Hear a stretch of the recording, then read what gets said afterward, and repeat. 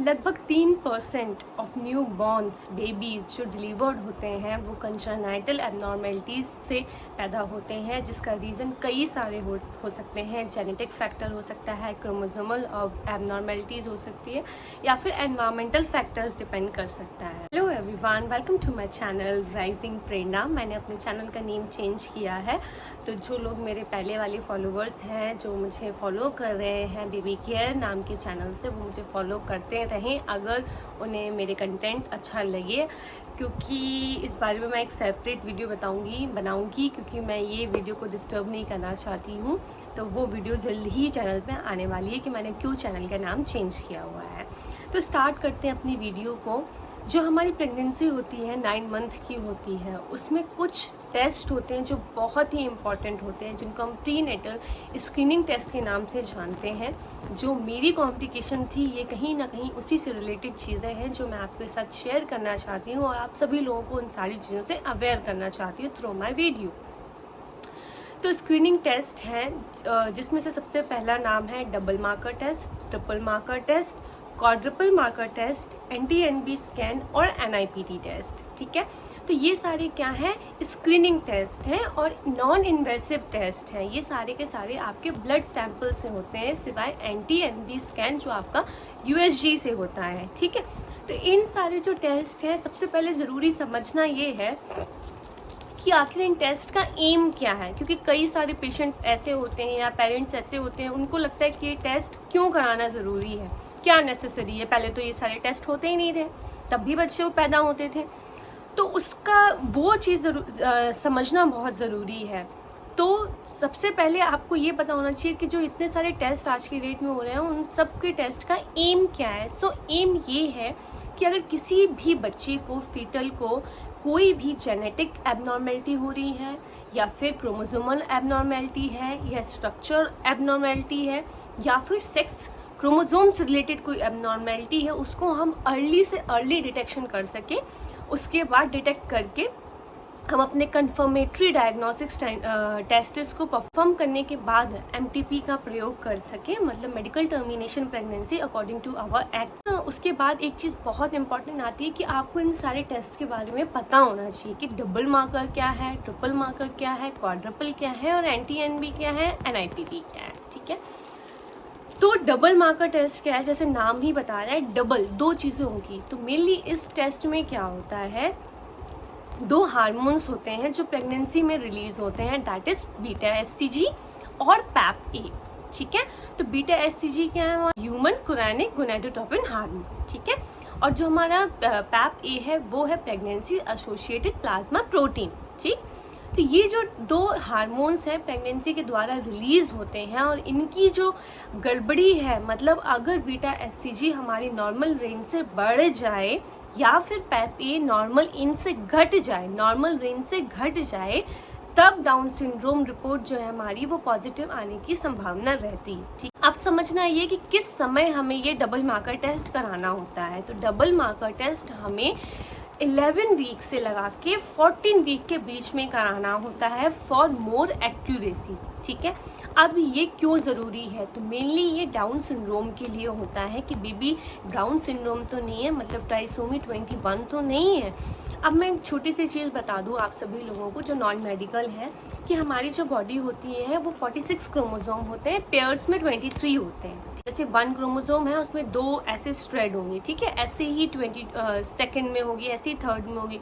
तो जो chromosome number 21 वाला होता है, उसमें 3 स्ट्रेट्स हो जाती हैं, उसको ट्राइसोमी 21 कहते हैं, और वो बच्चे डाउन सिंड्रोम कहलाते हैं। उन बच्चों का मानसिक विकास नहीं हो पाता है अच्छे से, फिजिकल प्रॉब्लम होती है, हार्ट में प्रॉब्लम होती है, उनकी लाइफ स्पैन भी कम होती है, और भी बहुत सारी प्रॉब्लम्स फेस करते हैं डाउन सिंड्रोम वाले बच्चे। तो अब आपको एक चीज़ और समझा दूं, क्या होता है वीक्स में कभी कभी लोग कंफ्यूज हो जाते हैं। तो जैसा मैंने बताया 11 वीक से 14 वीक्स तक। ठीक है, तो आम भाषा में अगर आप लोग समझें तो 3rd मंथ के एंड में और 4th मंथ के स्टार्टिंग में आपको अपना ये टेस्ट करा लेना होता है, जिसको हम कहते हैं डबल मार्कर टेस्ट। अच्छा, इसमें सबसे इम्पॉर्टेंट चीज़ ये है कि डबल मार्कर के साथ आप NT-NB स्कैन भी करवाते हैं।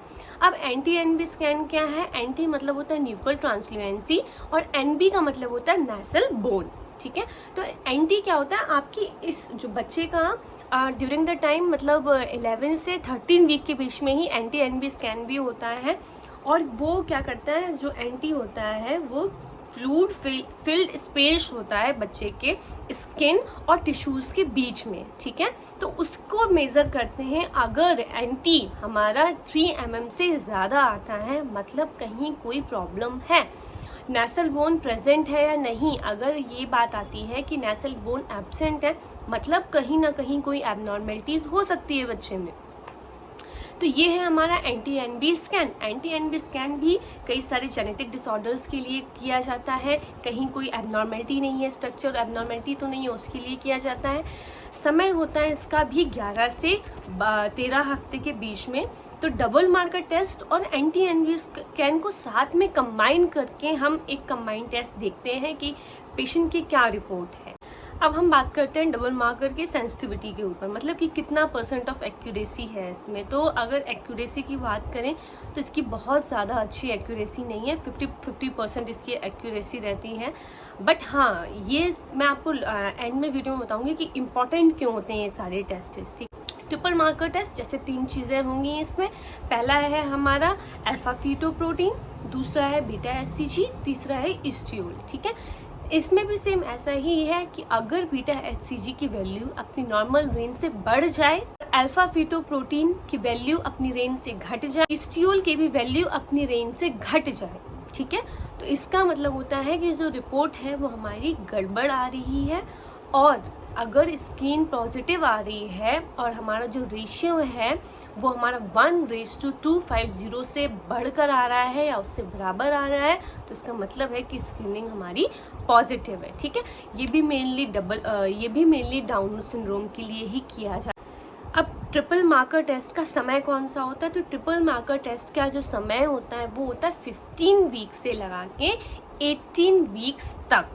अगर आम भाषा में समझे तो 4th मंथ में और 5th मंथ के स्टार्टिंग में आपको ये टेस्ट करा लेना होता है, ठीक है।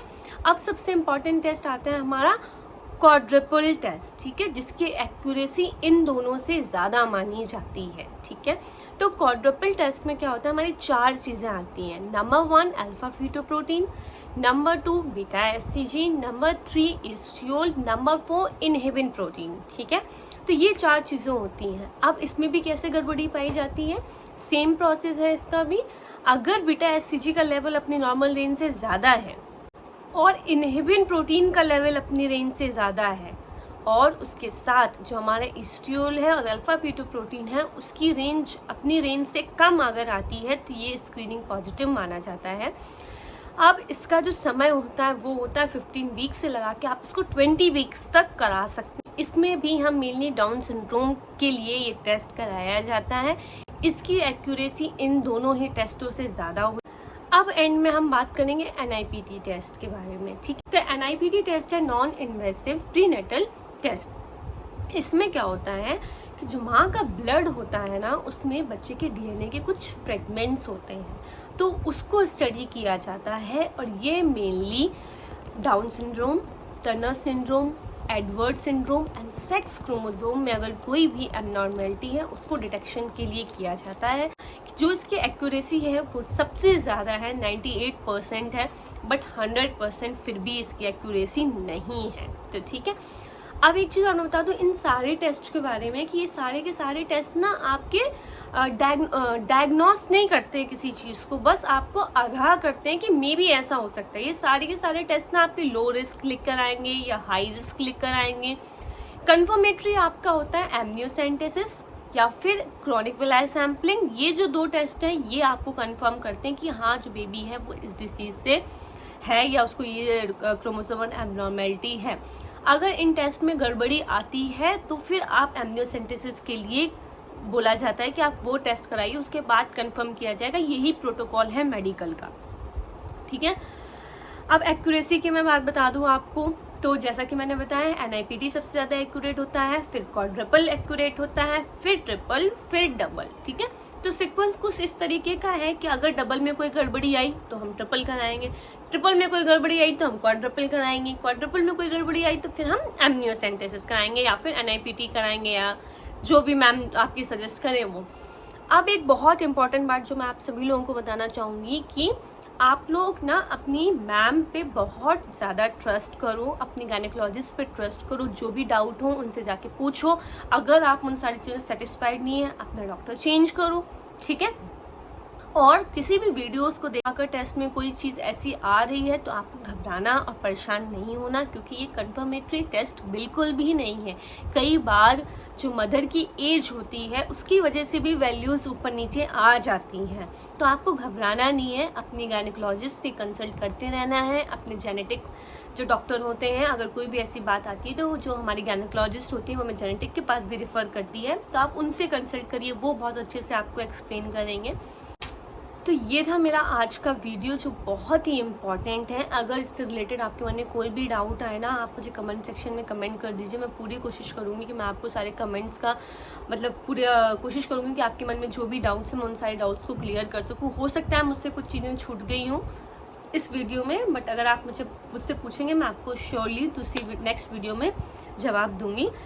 आई होप आपको मेरा ये वीडियो पसंद आया होगा। ये बहुत ही इन्फॉर्मेटिव है और हर किसी को पता होनी चाहिए सारे टेस्ट के बारे में।